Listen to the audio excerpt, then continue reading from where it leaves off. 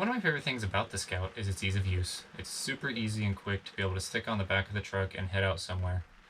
Now last weekend we took this out to Kelowna for an overnight trip just to kind of test to see how it works, but this last weekend we had a really good chance to take it out on a good 4-day long weekend out to Jasper and Banff to really test out the camper and how it handles on a longer term trip. So stick around and I'll show you what we saw.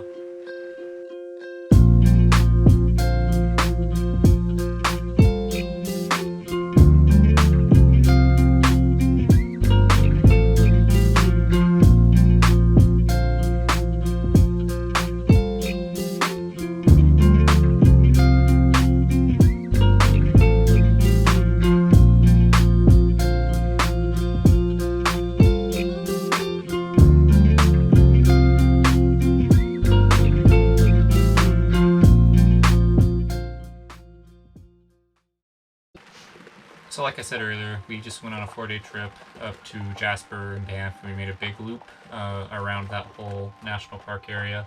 I'll show you on a map here kind of what we did.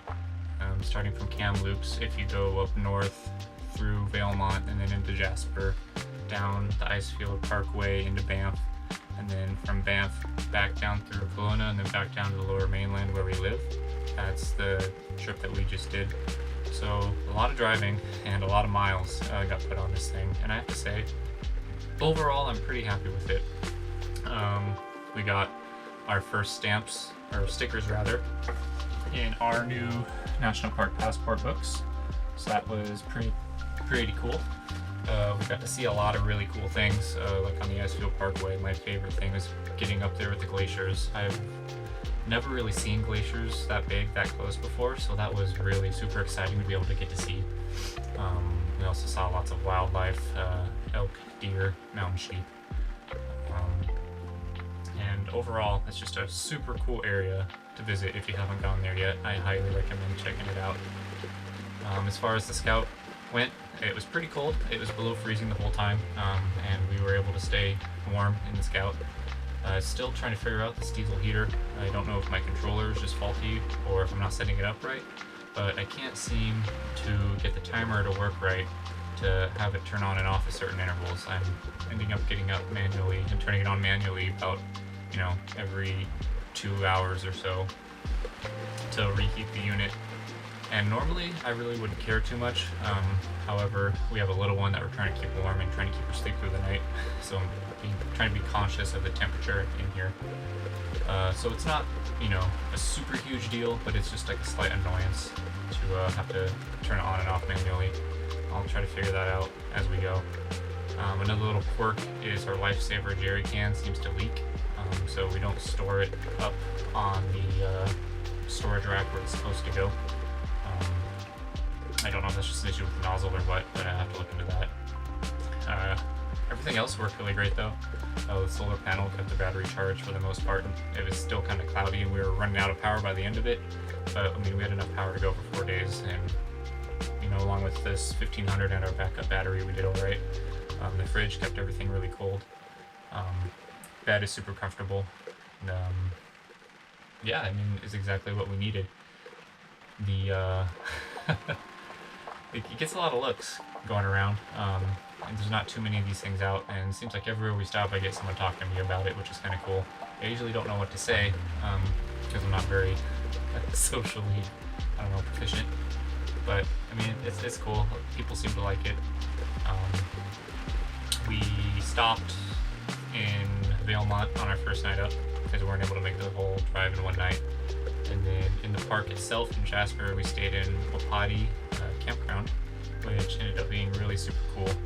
There is a dedicated area for winter sites that has serviced sites, so electricity, and it has a shower and bathroom, which is extremely clean. It's warm, the showers are warm, the water's warm, everything's heated. It was really, really nice, and I really appreciated that being open in the winter.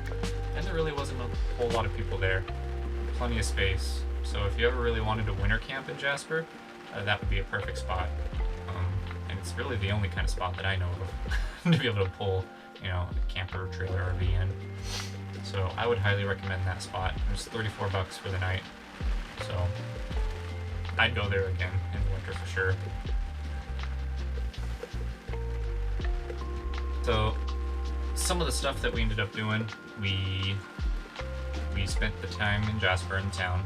Spent a day in town, just kind of chilling, hanging out, checking out the stores, checking out the pubs, and that was all cool and fun. We spent a day on the Icefield Parkway, which was my favorite part of the journey because there's so much to see on that. And I haven't been on it in the summer, but in the winter it's just amazingly beautiful. All those huge mountains, and everything's covered in snow. Just beautiful vistas as far as you can see. And so many places to stop. So along the parkway, we stopped in Sunwapta Falls, I think it is, which is nice because it's just a short 100-meter hike from the parking lot, not even a hike, walk, and there's some falls right there and a really pretty water feature. Back in Jasper, there was the Malign Ice Canyon tour. We didn't do the tour itself, but we did walk down and we saw the ice canyon, saw the ice. That was pretty neat. Coming back up, we stopped at the glacier on top of the Icefield Parkway. Saw the glaciers. The visitor center is closed in the winter, which is a little bit weird, but I can see why. It is on top of a mountain pass, so it does get kind of stormy up there.